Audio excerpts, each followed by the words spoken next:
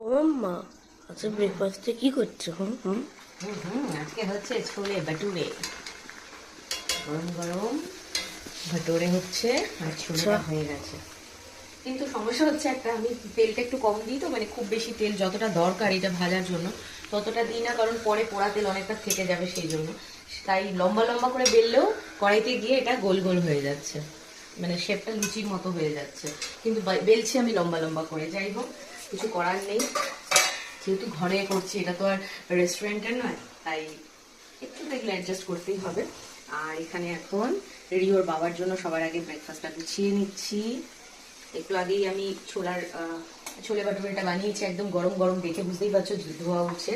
আর এর রেসিপি কিন্তু আমি তোমাদের সাথে অলরেডি শেয়ার করে দেব। আর মোটামুটি এই ভিডিওটার 1 ঘন্টা পরেই তোমরা রেসিপিটা পেয়ে যাবে, ঠিক আছে? তার সঙ্গে সঙ্গে এখানে একটু পেঁয়াজ নিয়ে নিয়েছি, কারণ ছোলে বাটুরের সাথে যেটা দরকার সব সময় সেটা হচ্ছে একটু পেঁয়াজ আর একটু আচার। তবে আমার ঘরে এখন আচারটা অ্যাভেলেবেল নেই, তাই আচার ছাড়াই করছি। এখানে পেঁয়াজ দিয়ে দিলাম, আর এই যে ছোলে, ফুলকো ফুলকো ছোলে ভাটুরে। এই হলো আজকে আমাদের ব্রেকফাস্টের মেনু। তোমাদের মেনু কি অবশ্যই কমেন্ট করে জানিও। চলো রিওর বাবার রিয়াকশনটা দেখি, তার খেয়ে কিরকম লাগে, কিরকম হয়েছে, কিরকম হয়েছে। রেডি? রেডি, গরম গরম ছোলে অ্যান্ড ভাটুরে। বাহ, দেখতে তো হেভি হয়েছে, ইয়েস। তাই না বাবু? অ্যাকচুয়ালি ব্যাপারটা হচ্ছে ক্রেভিংস আমার হয়েছিল, ঠিক আছে, কিন্তু টেস্ট আমি আগে একে করতে দিচ্ছি, কারণ এখন আমাকে বেশ কয়েকটা ওষুধ খেতে হবে, তারপরে গিয়ে আমি ব্রেকফাস্ট করবো। তা আগে তুমি খেয়ে বলো কিরকম হয়েছে। হুম, ভালো হয়েছে? ঠিক তো?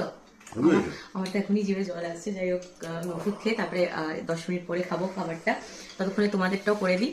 তো চলো টাটা, ভালো রিভিউ পেয়ে গেছি, ভালো হয়েছে।